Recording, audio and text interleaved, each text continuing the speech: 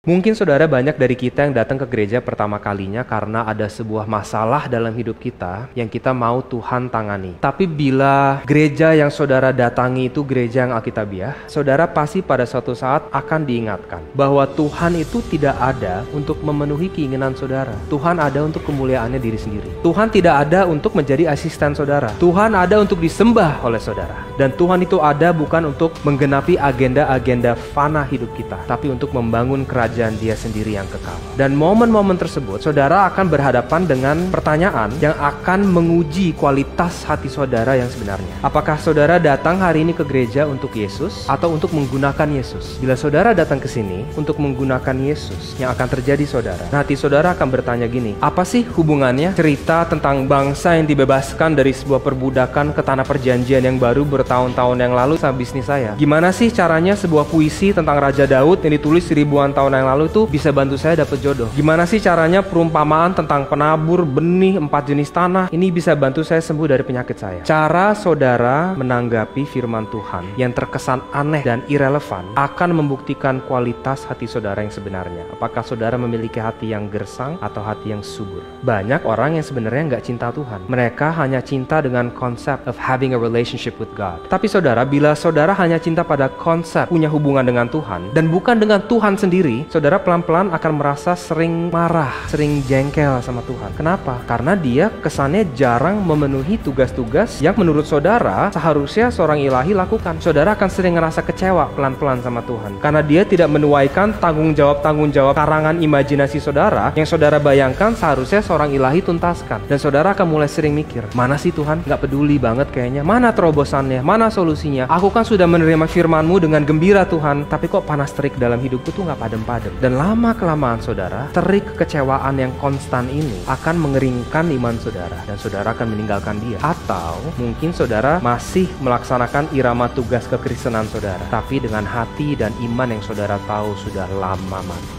Sewaktu orang yang hatinya subur ini membaca firman Tuhan, yang dia lihat saudara adalah cerita kasih dan janji keselamatan Allah. Dan satu dia mendengar puisi-puisi yang ditulis oleh Raja Daud di buku Mazmur. Yang dia dengar adalah kabar baik dari Raja umat Tuhan yang sebenarnya. Raja umat Tuhan yang akan datang untuk apa? Untuk memenuhi janji keselamatan tadi. Dan sewaktu dia mendengar perumpamaan Yesus yang baru saja kita pelajari dari buku Lukas ini, dia juga akan sadar saudara, proses sang Raja ini akan datang untuk memenuhi janji keselamatan tersebut. Itu bukan sebuah proses yang mudah saudara, tapi Raja kita akan tetap apa? Tabah. Raja kita akan tetap setia pada firman Tuhan walaupun situasi hidup dia akan jadi makin sulit karenanya, walaupun nama dia akan sering dihujat karenanya, dan walaupun hidup dia akan mengalami banyak pengorbanan karenanya, dia tetap tabah, bahkan sampai mati di atas kayu salib sekalipun.